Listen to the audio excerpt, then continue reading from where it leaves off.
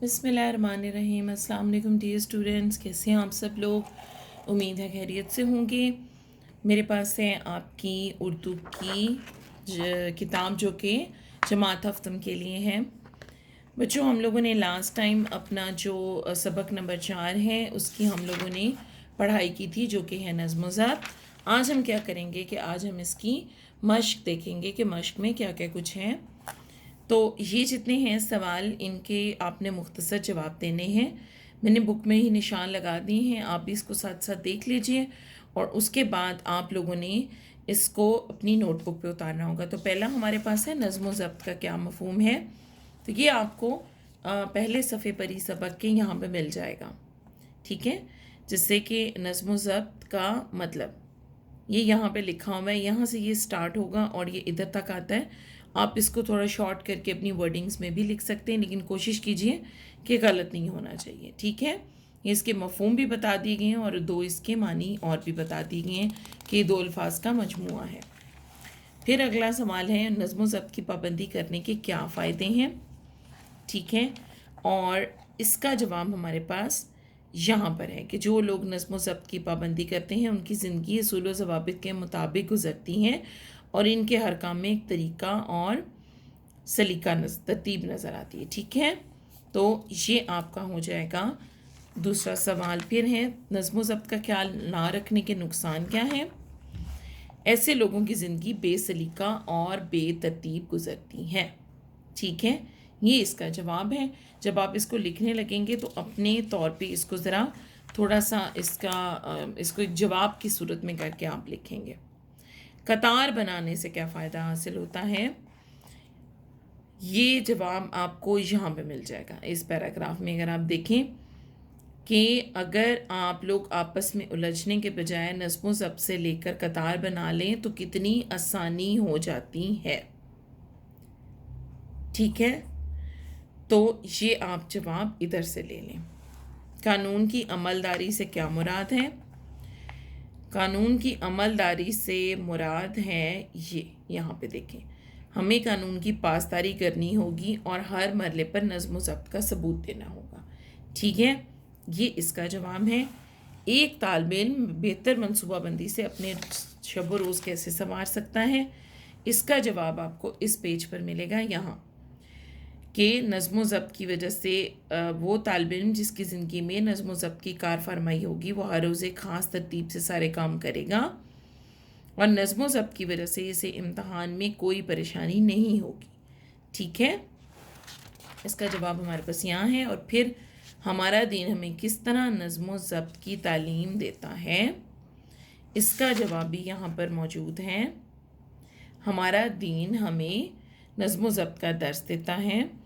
پھر اس میں آپ یہ لائن کریں گے، مقررہ اوقات میں نماز پنجگانہ کی ادائیگی، رمضان کے مقدس مہینے میں روزے رکھنا اور حج کا فریضہ ہمیں نظم و ضبط کا احساس دلاتا ہے، ٹھیک ہے۔ اس طریقے سے یہ آپ کا جو 4 آپ کے پوائنٹس ہیں یہ بھی آپ کے بیچ میں ایڈ ہو جائیں گے اور آپ کا یہ آ جائے گا، اس طرح سے آپ کا یہ ایک آنسر بن جائے گا، ٹھیک ہے۔ آپ کو فل لکھنے کی ضرورت نہیں ہے، بیچ میں آپ اس کے یہ چند پوائنٹس لکھ کے تو اپنا آنسر بنا سکتے ہیں۔ اس کے بعد آپ نے یہ جو یہ ہے، یہ میں نے آپ کو پچھلی دفعہ بھی کہا تھا اس کو خود سے کریں، ریڈنگ پراپر کریں، اور ریڈنگ کرنے کے بعد یہ سارا آپ کے چیپٹر میں سے ہی لیا گیا، آپ یہ آرام سے خود کر لیں گے۔ خلاصہ ہے، خلاصے کے آپ کو انشاءاللہ نوٹس مل گئے ہوں گے۔ جنہوں نے نوٹس نہیں کلیکٹ کیے پلیز آپ جا کے اب نوٹس کلیکٹ کریں، یہ آپ کے نوٹس میں موجود ہیں۔ یہ واحد کے جمع ہیں اور جمع کے واحد ہیں، یہ نوٹ بک پر آپ نے کرنے ہیں۔ مفاد، خواہش، قواعد، اسباق، سجدہ، منظر، ٹھیک ہے۔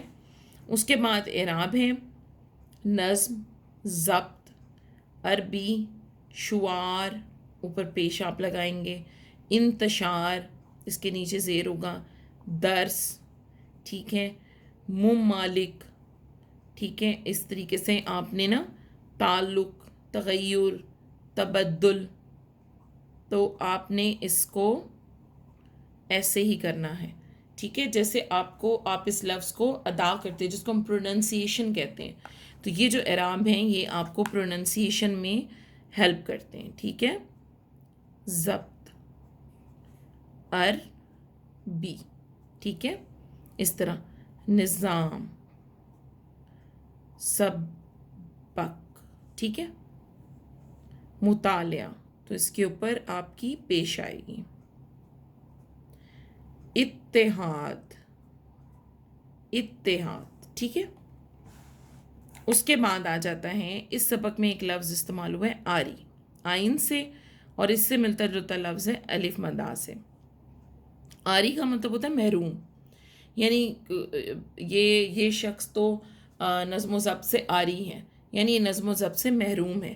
اور یہ آری ہوتا ہے آلہ، ٹھیک ہے، جس سے لکڑی وغیرہ کاٹتے ہیں. تو آپ نے اس طرح کے 2 جملے بنانے ہیں کہ جس سے ان کا مطلب واضح ہو جائے، کہ ان میں جو فرق ہے وہ پتہ چل جائے کہ آری کیا ہوتا ہے اور الف مدہ والی آری کیا ہوتا ہے. یہ آپ نے نوٹ بک پہ کرنا ہے. آگے متضاد ہے، یہ بھی نوٹ بک پہ ہیں.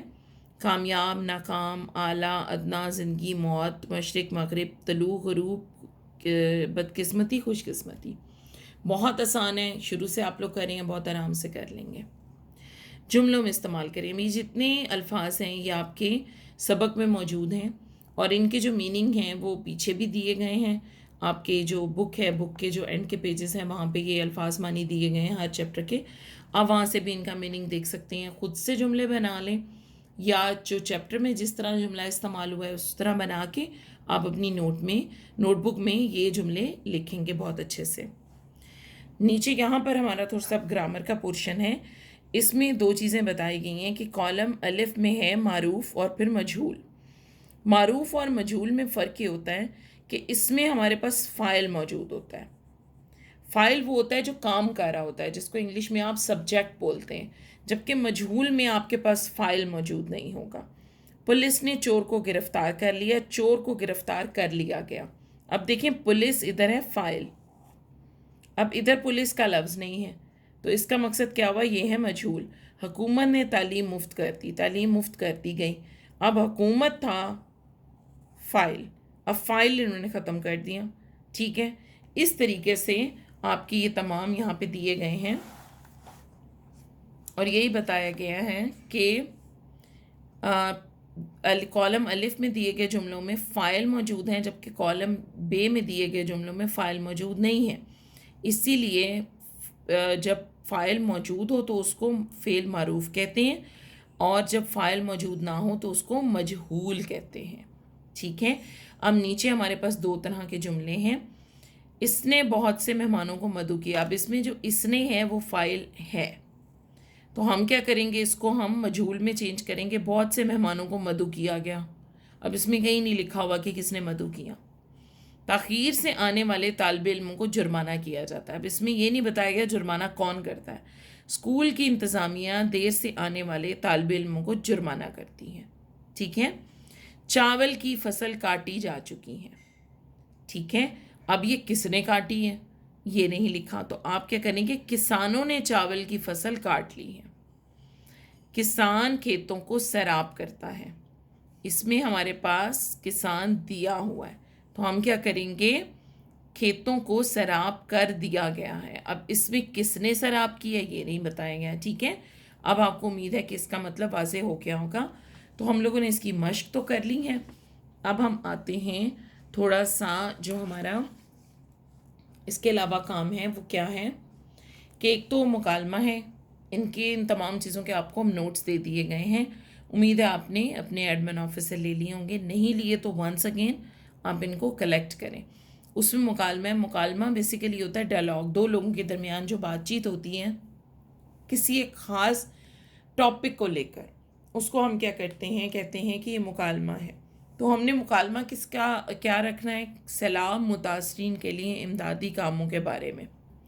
اب یہ 2 دوستوں کی بھی گفتگو ہو سکتی ہیں، یہ 2 کولیگس کی بھی گفتگو ہو سکتی ہیں. ٹھیک ہے، یہ گھر میں جو 2 لوگ ہیں ان کی بھی ہو سکتی ہیں. ٹھیک ہے، تو آپ اپنے طور پہ بھی اس کو تھوڑا سا چینج کر کے لکھ سکتے ہیں، کس کے نوٹس بھی آپ کو دے دیے جائیں گے.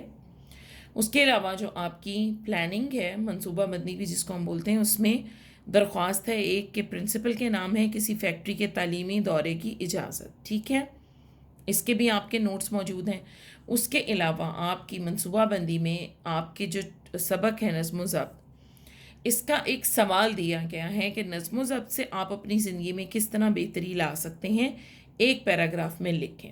ٹھیک ہے، اس کے بھی نوٹس بنا دیے گئے ہیں. تو بچوں آپ کو یہ جتنا کام ہے اس کے نوٹس دے دیے گئے ہیں، اور اگلے ہفتے انشاءاللہ آپ کو اس کی اسسمنٹ دی جائے گی. تو کوشش کریں کہ اس کو اچھے سے آپ یاد کر لیں. جو کام آپ کا نوٹ بک پہ کرنے والا ہے اس کو نوٹ بک پہ کریں، جو یاد کرنے والا ہے اس کو کریں، تاکہ اگلے ہفتے جب آپ کی اسسمنٹ ہو تو آپ اس کو بہت بہتر طریقے سے کر سکیں.